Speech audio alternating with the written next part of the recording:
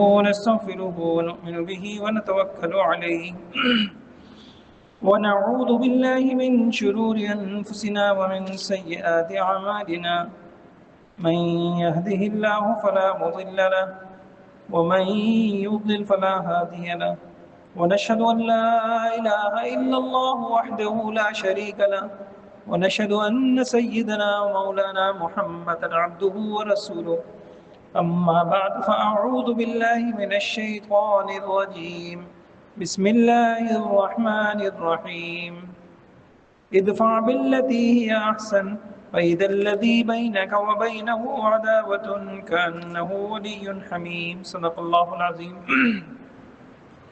میرے محترم بھائیوں، بہت اہم موضوع جو آج ہر گھر کی ضرورت ہے، آگے تشریف لے آئیے، آپ پیچھے آگے آئے۔ ایسا موضوع جو ہر گھر کی ضرورت ہے، ہر گھر کی ضرورت ہے، ہر خاندان کی ضرورت ہے۔ ہمارے گھر منتشر ہو گئے، بکھر گئے، اللہ ہم سب کو ایک کر دے اور کدورتوں کو ختم کر دے، دلوں کو اللہ صاف کر دے، نفرتوں کو اللہ تعالیٰ محبتوں سے بدل دے۔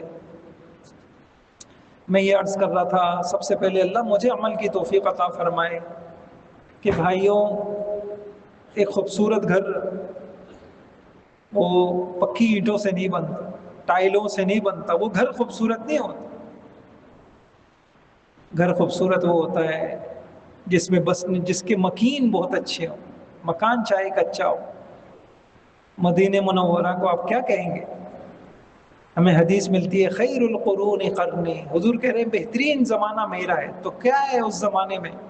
اس زمانے میں سڑکیں پکی تھیں، اس زمانے میں گھر ٹائلز کے تھے۔ اللہ اکبر، آج تو حدیثوں کو دیکھتے ہوئے میوزیم بنائے ہیں ان سعودیہ میں۔ حضور اسلام کا گھر کیسا تھا وہ سامنے آ گیا، کیسا گھر۔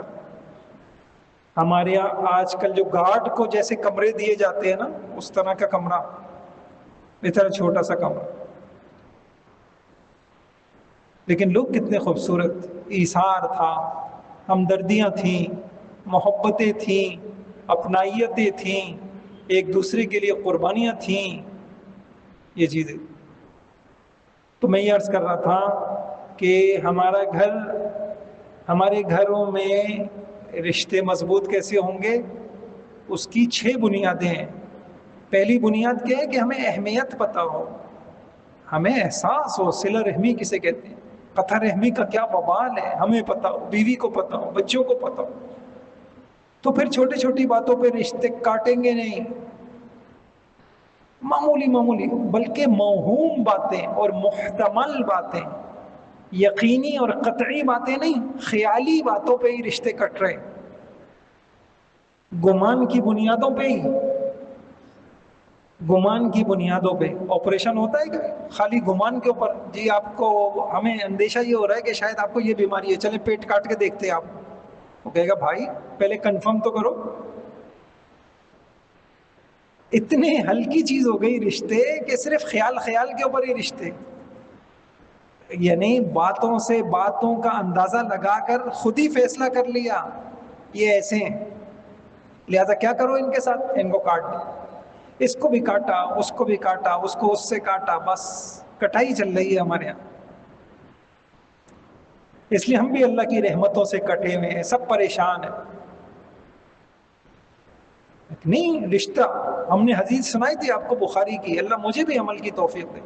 رشتے نے اللہ کی چوکھٹ کو پکڑا، اے اللہ جو مجھ سے کاٹے تو اس کو اپنی رحمت سے کاٹ دے۔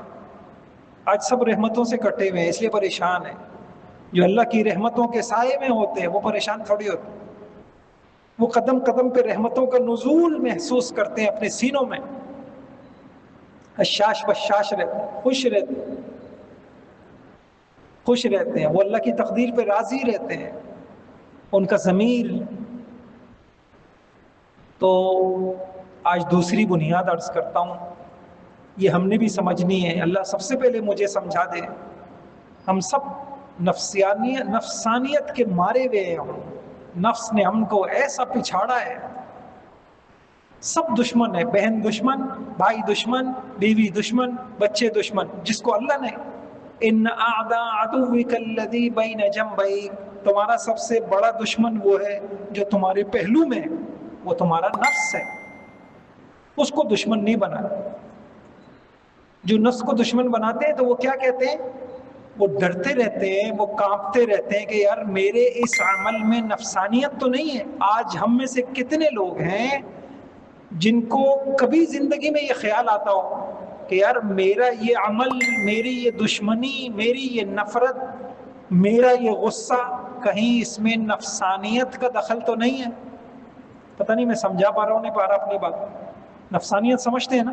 ایک للہیت ہوتی ہے، ایک نفسانیت ہوتی ہے۔ للہیت وہ کام ہوتے ہیں جس کے پیچھے اللہ کی رضا چھپی ہوئی ہوتی ہے، اللہ کی خوشنودی چھپی ہوئی ہوتی ہے، اور نفسانیت وہ کام ہوتے ہیں جس کے پیچھے مفاد ہوتے ہیں۔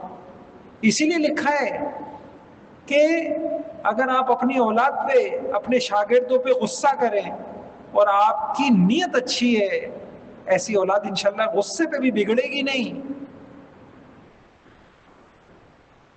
بگڑے گی نہیں۔ اور جس کے پیچھے آپ کی ایک اللہ والے تھے نا، ایک اللہ والے تھے، کیسے ہمارے کیسے بعض لوگوں کو اللہ پاک نے للہیت دی، تو غصے میں جب بچوں کی پٹائی بھی کرتے تو پہلے اپنے ہاتھ پہ مار کے دیکھتے کہ کتنی چوٹ لگ رہی ہے، مجھے کتنی چوٹ لگ رہی ہے، میں کتنا برداشت کر سکتا۔ تو اگلی بنیاد کیا ہے؟ ایک غلط فہمی ہے ہم سب کو، ایک ہمارا غلط معیار ہے ہماری زندگی میں نا، ہماری عقلی معیار بہت ہیں۔ اچھا عجیب بات بتاؤں کہ ہم دوسروں کو بھی اپنے معیار کے مطابق پرکھتے ہیں کہ تم کو زندگی گزارنی چاہیے میرے اس معیار پر، اور عجیب عجیب معیار ہیں۔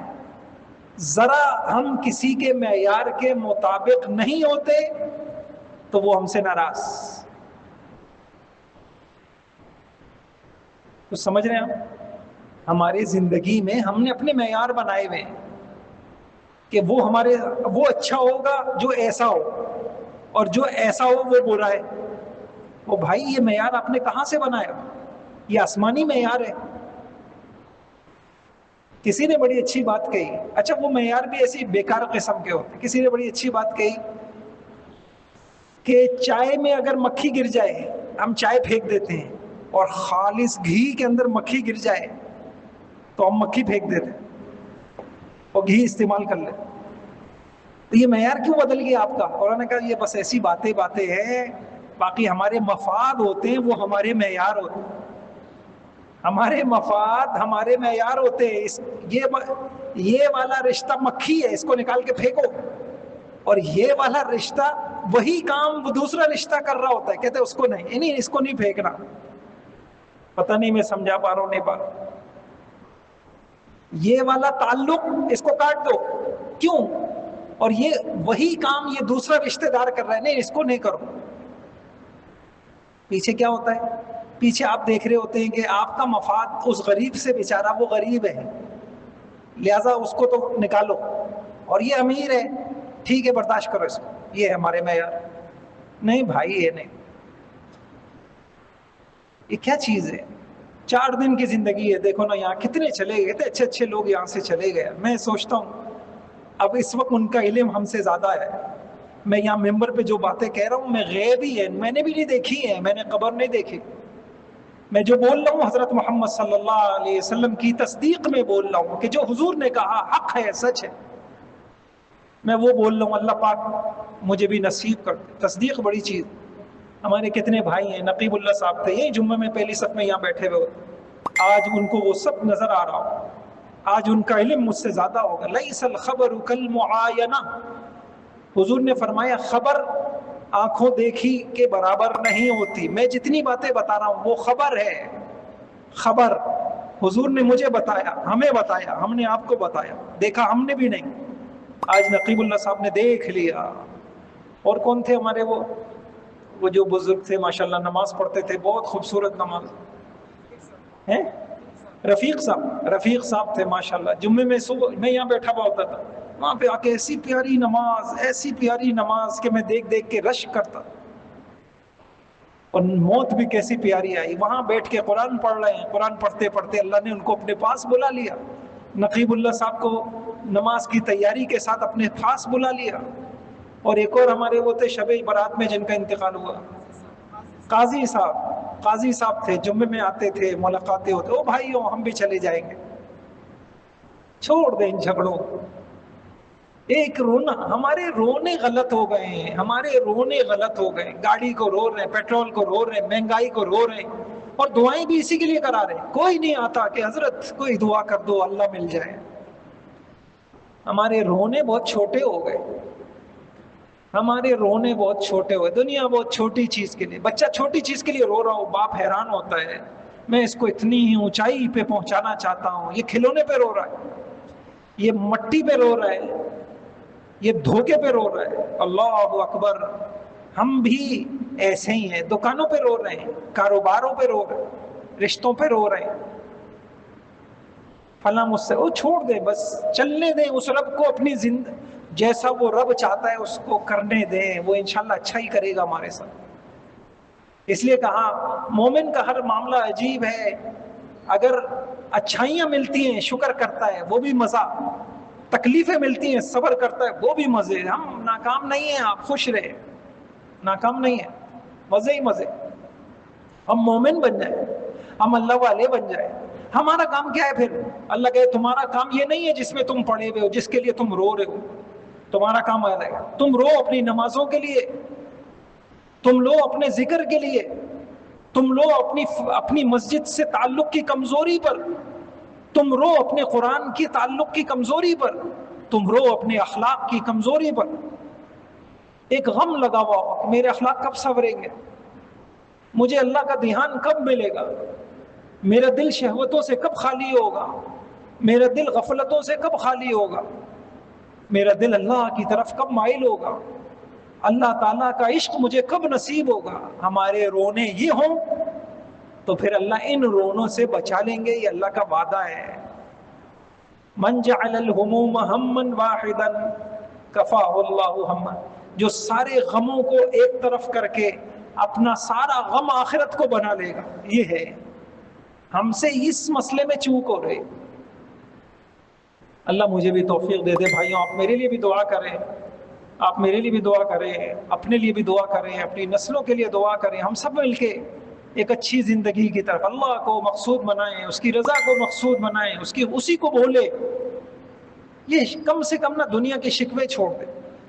بات کہاں سے کہاں نکل گئی، میں یہ کہنا چاہ رہا تھا ہمارا ایک غلط معیار ہے رشتوں کے متعلق، وہ کیا ہے؟ جو جیسا کرے اس کے ساتھ ویسا کرو، یہ ہے وہ معیار۔ ہمارا ایک غلط معیار ہے، میرا بھی ہے، ہمارا بھی ہے، ہم سب کا ہے۔ ہم کمزور ہیں، میں نے آپ سے کہا نا، ہم سب نفس کے پچھاڑے ہوئے ہیں، ہمارا نفس ہمارے اوپر حاوی ہے، ہمارا شیطان ہمارے اوپر حاوی ہے۔ ہم وہی سوچتے ہیں جو وہ ہمیں سجھاتا ہے، ہم وہی بولتے ہیں جو ہمیں بلواتا ہے، ہم وہی کرتے ہیں جو ہمیں وہ کرواتا ہے۔ تو وہ کیا کہتا ہے؟ جو جیسا کرے ویسا کرو۔ انہوں نے آپ کو نہیں بلایا تقریب میں، اب آپ بھی ان کو مت بلاؤ۔ جب انہوں نے نہیں بلایا تو آپ کیوں بلاتے ہو؟ پھر ہم کیا کہتے ہیں؟ وہ انہوں نے ہمیں گھر پہ نہیں بلایا، ہم بھی ان کے گھر نہیں جائیں گے۔ انہوں نے اپنی خوشیوں میں نہیں بلایا نا، ہم بھی نہیں جائیں گے ان کی خوشیوں میں۔ کل ہی میں اپنے ایک دوست سے کہہ رہا تھا، ہمارا دوست دہلی والا ہے، وہ کہتا ہے کہ یار ہمارے یہاں چونچلے بہت ہوتے۔ میں نے کہا کہ یار یہ بھی ہوتا ہوگا نا؟ میں نے کہنے لگا ہاں ایسا بھی ہوتا۔ کیا ہوتا ہے؟ کہنے لگا خوشیوں کو ہم انتقام، ہم کہتے ہیں اب، وہ کہنے لگا کیا کہتے ہیں، اب آیا ہے نا اونٹ پہاڑ کے نیچے، کسی کے گھر میں خوشادیاں ہو رہی ہیں بھائی کی، ہم کہتے ہیں ہاں اب ہم ان سے بدلے لیں گے۔ اب وہ بیچارہ منتیں کر رہا ہے، بھائی یار میری عزت کا مسئلہ ہے، آ جانا۔ نہیں، اب آئے، اب بکرا آیا ہے نا چھری کے نیچے، آئے ہے کتنے پست ہو گئے۔ ہم عزتیں دیں گے، اللہ دیں گے عزت۔ ابھی تو اجر لینے کا وقت آیا ہے، ابھی تو اپنے نفس کو کچلنے کا وقت آیا ہے۔ یاد رکھیے، اللہ مجھے بھی توفیق دے، جس عمل پر نفس کو سب سے زیادہ تکلیف ہوتی ہے اس عمل پہ سب سے زیادہ اللہ کا قرب ملتا ہے۔ اسی لیے افضل الصدقہ کس کو کہا؟ افضل الصدقہ، سب سے بہترین صدقہ کیا ہے؟ وانت شحیح صحیح، کہ آپ کے بخیل بھی ہیں، خرچ کرنے کا دل بھی آپ کو نہیں چاہتا، اور آپ صحت مند بھی ہیں، ماشاءاللہ کھا سکتے ہیں. اور بدترین اور کم ترین کیا ہے؟ اب نصیحت رہی، اب مرض المفاد ہے، کہتے ہیں اب یہ مال اس کو دے دو، غریب کو دے دو، یہ مال اس کو دے دو. جب اپنی تو افضل صدقہ یہ ہے کہ جہاں آپ اپنی ضرورت محسوس کر رہے ہیں. تو افضل اخلاق کیا ہے کہ جو میں عرض کرتا ہوں، تو ہم تو کیا کہتے ہیں، ہمارے یہ پیمانے ہیں، یہ ہمارے معیار ہیں رشتوں کو بنانے کے. اس بندے نے ایسا کیا تو میں ایسا کروں گا. ہم گئے تھے، انہوں نے ہمارے سامنے صرف چائے رکھی، تو ہم ان کے سامنے کھانا کیوں رکھیں؟ بس ایک دن ہم یہی سوچ کر سب کو کھو دیں گے کہ جب وہ یوں کرتا ہے تو میں اس کے ساتھ یوں کروں. ایسا ہی ہو گیا، سب رشتوں کو کھو دیں. تو اللہ کے نبی نے ہمیں یہ سمجھایا ہے کہ بھائیوں، جس صلہ رحمی کی فضیلتیں آئی ہیں وہ یہ نہیں ہے کہ جو جیسا کرے اس کے ساتھ ویسا کرو. حضور نے تعریف کی، لیس الواصل بالمکافی ولیس الواصل بالمکافی، وہ صلہ رحمی جس کے فضائل میں نے تم کو سنائے ہیں، وہ صلہ رحمی وہ نہیں ہے کہ جو جیسا کرے اس کے ساتھ ویسا کرو. پھر کیا ہے؟ فرمایا الذی اذا قطعت رحمہ وصلھا، صلہ رحمی تو یہ ہے جب کوئی تمہارے ساتھ برا کرے، قطع تعلق کرے، کوئی تم کو تمہارے ساتھ برا کرے تو تم ان کے ساتھ پھر بھی جوڑنے کی کوشش کرو. دیکھیں جوڑنا یہ واقعی بہت مشکل چیز ہے. جوڑنے کی کوشش کو باقی رکھنا یہ ہمارے بس میں ہے، نتیجہ ہمارے بس میں نہیں. میں صحیح عرض کر رہا ہوں، سمجھ میں آ رہی بات؟ نتیجہ ہمارے بس میں ہے. آپ نے دیکھا ہوگا ماشاءاللہ بعض لوگ آخری حد تک کوشش کرتے ہیں جوڑنے کی، لیکن معاملہ نہیں بنتا. تو بس صحیح ہے، اللہ ہم سے نہیں پوچھیں گے یا اللہ ہم نے کوشش کی، یا اللہ سالوں وہ ہمارے گھر نہیں آئے، اللہ ہم جاتے رہے، ہم ان پہ خرچ کرتے رہے، ہم ان سے مسکرا کے ملتے رہے. ہاں لمٹ کے اندر. میں یہ نہیں کہہ رہا. بات پھر عرض کروں گا کہ لوگوں کے معیار بڑے عجیب ہیں. کیا معیار ہے؟ وہ ایک جیسے خاندان ہے. ابھی ہمارے کتنے بڑے وقت کے عالم، کتنے بڑے مفتی محمود اشرف صاحب، ایک ان کا کلپ ہے. خاندان میں رشتے لڑائیاں کیوں ہوتی ہیں؟ سب سے بڑی وجہ کثرت سے ملنا جلنا، سب سے بڑی وجہ. اب ایک شخص وہ یہ چاہتا ہے کہ بھائی سب لمٹ میں رہے، بھائی آپ آئیے، لمٹ میں رہے. ہمارے یہاں لمٹ نہیں ہے. اب معیار کیا ہے؟ آئیں گے تو بھائی اس طریقے سے آئیں گے. اب میں یہ عرض کر رہا ہوں کہ ہم ہر ایک کے معیار کو تو پورا نہیں کر سکتے. ہاں شریعت سے پوچھنا پڑے گا کہ حضرت، فتویٰ لینا پڑے گا، حضرت کہیں میں غلطی پہ تو نہیں ہوں. میں یہ کہہ رہا ہوں کہ معیار یہ ہونا چاہیے، ملنے جلنے کا معیار یہ ہونا چاہیے، لینے دینے کا معیار یہ ہونا چاہیے، کاروباری معاملات کا معیار یہ ہونا چاہیے، اور یہ بندہ مصر ہے کہ نہیں یہ ہونا چاہیے. آپ مجھے بتا دیں میں صحیح ہوں یا یہ صحیح ہوں. فتویٰ لے لیا آپ نے. شریعت تو آسمانی ہے، میزان ہے. اللہ اکبر. ہر چیز کو شریعت کی میزان میں تولے، حق پتہ چل جائے گا، حقیقت پتہ چل جائے گی. پتہ چل جائے گا حق کس کے پاس ہے، باطل کس کے پاس. ہمارے پاس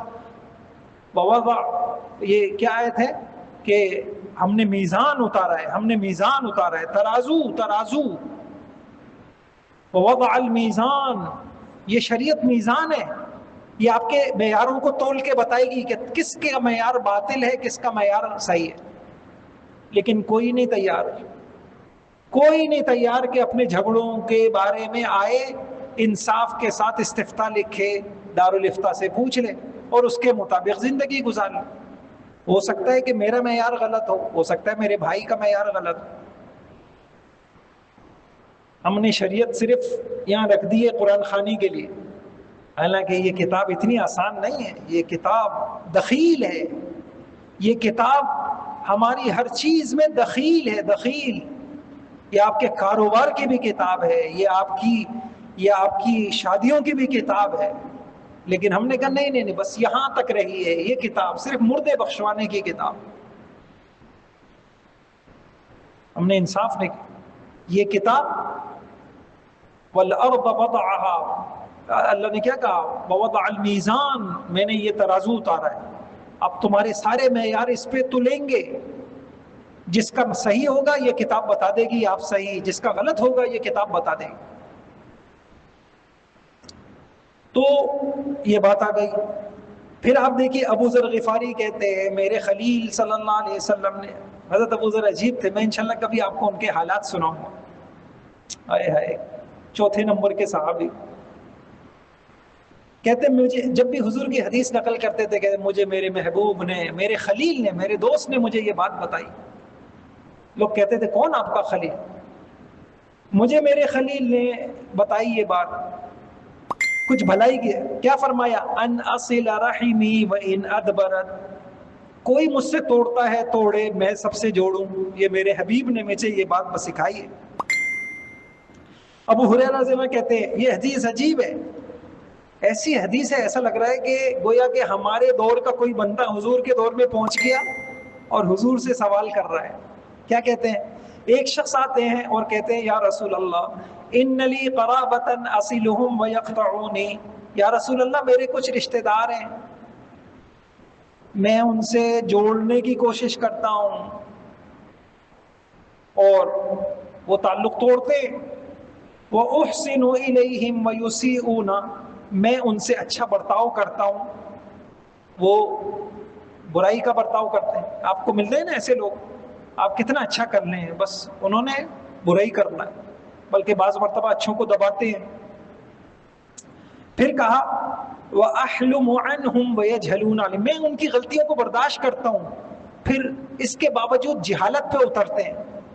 معاشرے میں ایسے لوگوں کی بھی کمی نہیں ہے کہ نرم لوگوں کو دباتے ہیں اور بدماشوں کے آگے سیدھے چلتے ہیں۔ ایسا ہے کہ گویا کہ کوئی بندہ ہمارے دور کا ہمارے حالات لے کے رسول اللہ کے دور میں سوال کر رہا ہے، تو میں صلہ رحمی کر رہا ہوں، وہ قطع رحمی کر رہے ہیں، میں برداشت کر رہا ہوں، وہ جہالت کا برتاؤ کر رہے ہیں، میں اچھا کر رہا ہوں، وہ برا کر رہے ہیں۔ اب وہ یہ کہہ کے پوچھا تھا اب میں کیا کروں؟ اب ہو سکتا تھا نا یہ سچ کہہ رہا ہو سکتا ہے کہ بات کا خواہ مخواہ اپنی بات بنا رہا، تو حضور نے فرمایا لئن کنت کما قلت، اگر جس طریقے سے تم کہہ رہے ہو واقعی تو سچ کہہ رہے ہو، فَكَأَنَّمَا تُصِفُّهُمُ الْمَلْ، یہ مسلم شریف کی روایت ہے، تو تم ان کے منہ میں جلتی ہوئی راکھ ڈال لے ہو۔ بظاہر ایسا محسوس ہو رہا ہے کہ تم دب گئے، تم نیچے ہو گئے، نہیں نہیں نہیں، آگے عجیب غیبی نظام حضور نے بتایا وَلَا يَزَالُ مَعَكَ مِنَ اللَّهِ ظَهِيرٌ عَلَيْهِمْ مَا دُمْتَ عَلَى ذَلِكَ، اللہ تعالیٰ ایک فرشتہ غیبی طور پہ تمہاری مدد کے لیے مقرر کر دے گا جو تمہاری مدد کرے گا۔ حالات کتنا پلٹا کھائیں، آخر میں انشاءاللہ تم ہی جیتو گے، نتیجے میں تم ہی باعزت بنو گے، نتیجے میں تم ہی غالب رہو۔ کیا سکھا دیا ہم کو؟ جو جیسا کرے ویسا نہیں، تم اپنے اخلاق، ایک آدمی بد اخلاقی نہیں چھوڑ رہا، تم اخلاق کیوں چھوڑ دیتے ہو؟ بس اوقات ایک آدمی بہت اچھا ہوتا ہے کہ نا یار میں ان کی وجہ سے بدل گیا ہوں، بھائی اس نے بد اخلاقی نہیں چھوڑی، آپ نے اخلاق کیوں چھوڑ دی؟ اس نے اپنی برے عمل نہیں چھوڑے، آپ نے اچھا عمل کیوں چھوڑ دیا؟ بھائیوں یہ ممبر پہ میں باتیں کر رہا ہوں، میں پھر آپ سے عرض کروں گا آپ میرے لیے دعا کریں، اللہ ہمارے لیے بھی آسان کر دے۔ بہت جگر چاہیے ان حدیثوں پہ عمل کے لیے، بڑا حوصلہ چاہیے، بہت ہمت چاہیے اور اللہ کی مدد چاہیے۔ یہ والے اخلاق حدیث پہ پتہ چلتا ہے کہ جیسے مال کے اعتبار سے کچھ لوگ امیر ہوتے ہیں، کچھ غریب، اخلاق کی بھی اللہ نے تقسیم کی ہے، کچھ اخلاق کے اعتبار سے بڑے امیر ہوتے ہیں، کچھ اخلاق کے اعتبار سے بڑے غریب ہوتے ہیں۔ تو ان جیسے اخلاقوں کے لیے آپ کو بہت امیر بننا پڑے گا، اخلاق کا امیر بننا پڑے گا، مجھے بننا پڑے گا، اور اگر میرے پاس یہ چیز نہیں ہے تو پھر یہ باتیں ہی باتیں ہیں۔ اللہ سے دعا ہے اللہ ہمارے لیے رشتوں کو جوڑنا آسان کر۔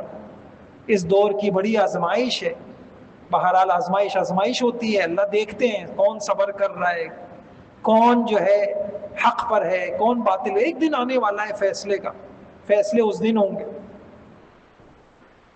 فیصلے دنیا میں نہیں ہوں گے۔ دنیا میں کون اپنی غلطی مانتا ہے؟ دنیا میں تو یزید نے اپنی غلطی نہیں مانی، کون غلطی مانتا؟